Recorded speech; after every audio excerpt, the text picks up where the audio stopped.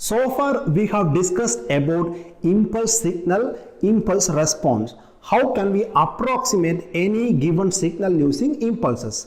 Now we are going to the heart of this video series.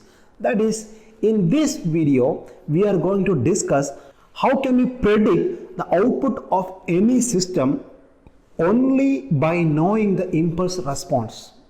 It is like writing an exam only by knowing a simple concept in the subject. It is almost analogous to that.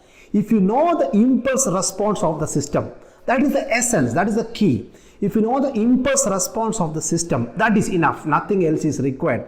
You can simply predict what will be the output for any input. You give me any input, I can predict what will be the output using this concept of impulse response. That is what we are going to discuss in this video. So by analyzing that, we will reach to a point where we will learn a new concept known as convolution. This convolution is very important topic, and especially we will be studying about convolution sum in this particular video. We have already covered similar ideas of continuous time signals in the previous video series, and that is known as convolution integral. Here we are discussing about discrete time signals, so we name it as convolution sum. So let us go into the video and watch how can we predict the output of any system using only the knowledge about impulse response.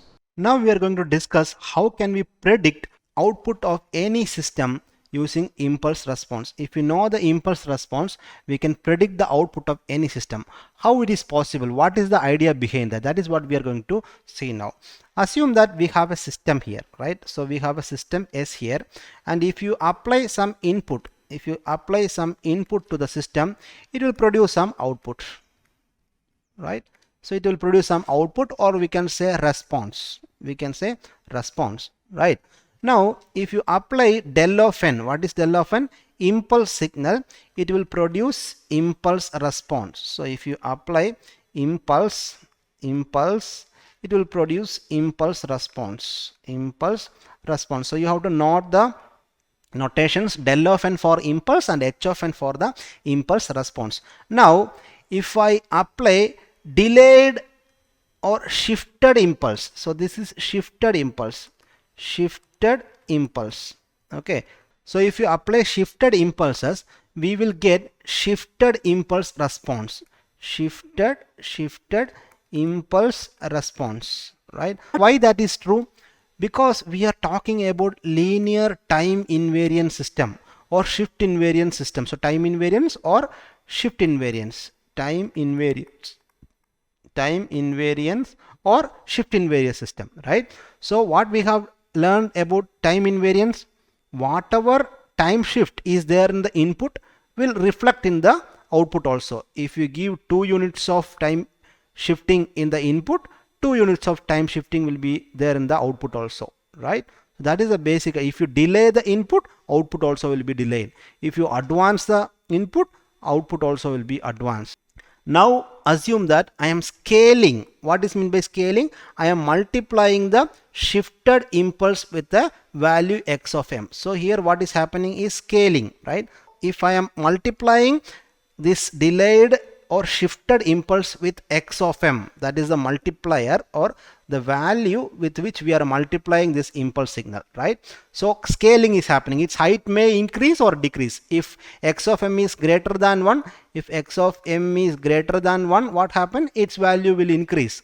The value of the impulse will increase. If x of m is less than 1, the value of the impulse will decrease. Now what is the effect of that in the output? The same thing will happen in the output also. What happened?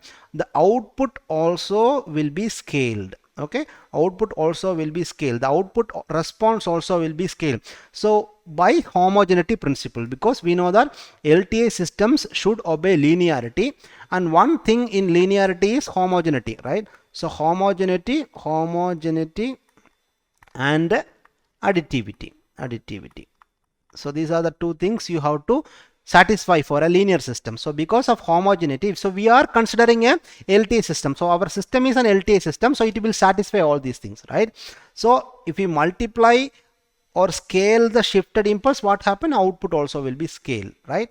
Now if you add all such shifted and scaled impulses, what happened? In the previous video we have just seen adding all the scaled and shifted impulses, right? Adding shifted and scaled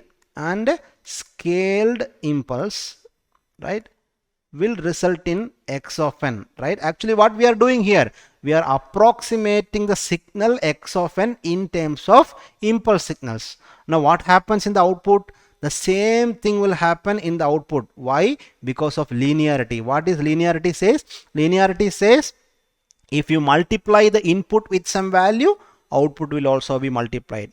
If you add two signals in the input, the output also will be added. So if you satisfy that linearity condition, the output will be summation m is equal to minus infinity to plus infinity x of m into h of n minus 1. So what happened here?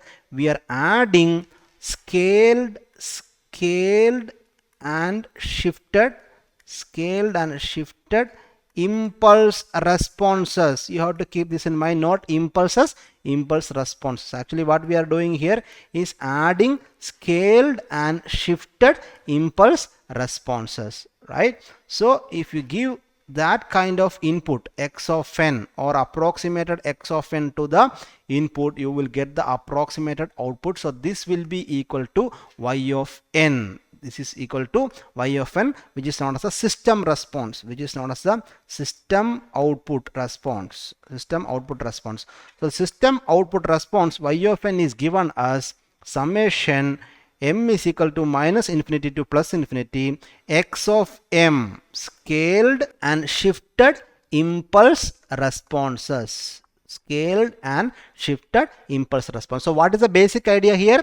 If you shift the impulses, the impulse response will be shifted. If you scale the impulses, the impulse response will be scaled. If you add all the shifted scaled impulses, then all the impulse responses will be equally scaled and added.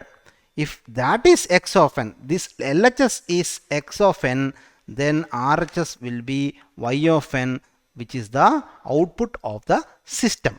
So this is the basic idea, and this particular operation which is appearing in this box is known as convolution, and this equation is known as the convolution sum equation, right? So we can see here, we can predict the system response or output using h of n or impulse response, right? So how we can predict it? We can predict it by simply adding. So y of n is equal to scaled and shifted impulse response. So adding scaled shifted impulse response. So you will get y of n or output. Now you look at this particular equation, you can see that x of m is actually input. And this is impulse response.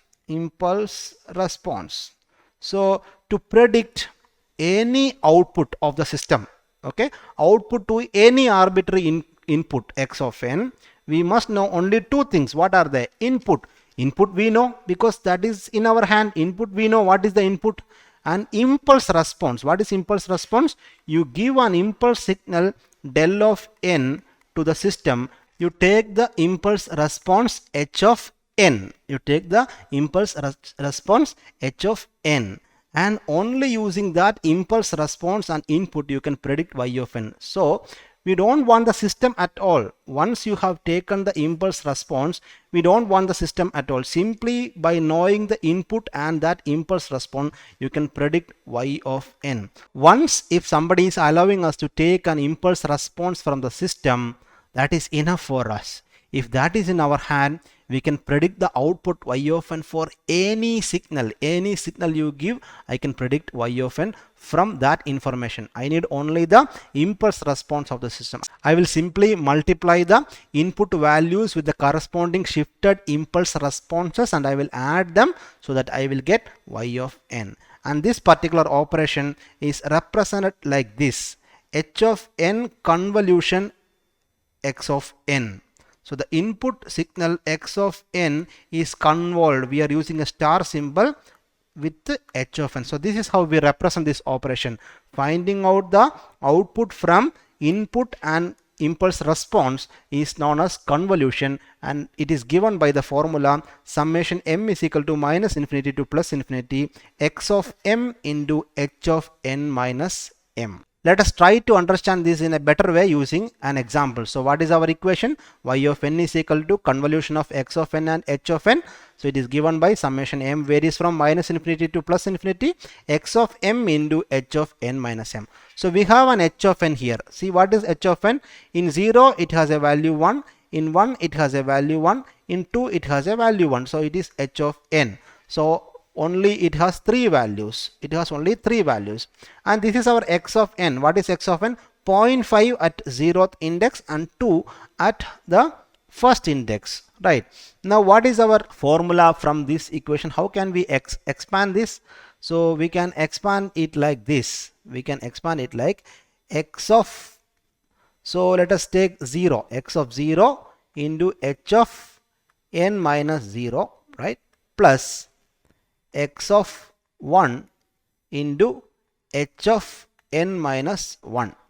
So this is the formula which we can approximate using the equation. So y of n is equal to x of 0 plus h of n minus 0 plus x of 1 into h of n minus 1. It will take only this 0 and 1 because we can see that only 2 values are there in the input sequence. Only 2 values are there in the input sequence. So what we have to do, actually we have to take our impulse response h of n, right? In the first case, no shifting, right? Because n minus 0, actually this is equal to h of n. So no shifting. So you keep the same signal and multiply with the value of x of 0. What is the value of x of 0? That is 0.5. So 0.5 into h of n, 0.5 into h of n. That is the meaning of this first term. So that is what happened here, 0.5 into h of n. So what happened? All the ones in the h of n will become 0.5, 0.5 and 0.5. So this is our first term. What is the second term? Second term is actually x of 1 into h of n minus 1. X of 1 into h of n minus 1. Actually this is the shifted impulse response. Actually this is the shifted impulse response multiplied by the value of x of 1. So what is the value of x of 1?